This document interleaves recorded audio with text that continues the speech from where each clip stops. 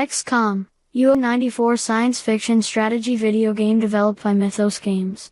It was published by Microprose for DOS and Amiga computers, the Amiga CD32 console, and the PlayStation.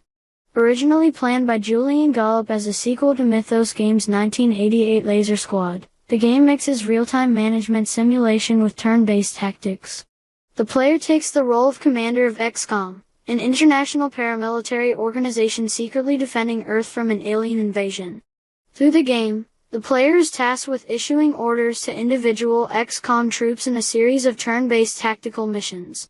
At strategic scale, the player directs the research and development of new technologies, builds and expands XCOM's bases, manages the organization's finances and personnel, and monitors and responds to UFO activity.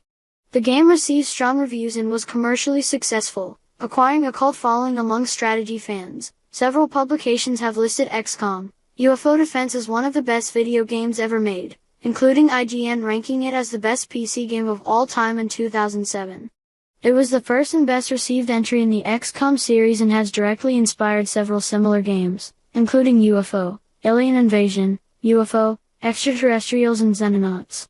An official remake of the game, XCOM, Enemy Unknown, was created by Firaxis Games and published by 2K Games in 2012.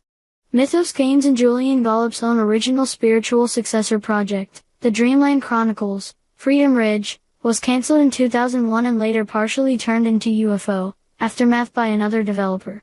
Gollop's new XCOM spiritual successor project, Phoenix Point, was released in 2019.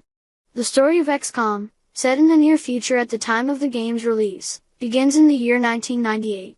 The initial plot centers on increased reports of UFO sightings as tales of abductions and rumors of attacks by mysterious aliens become widespread.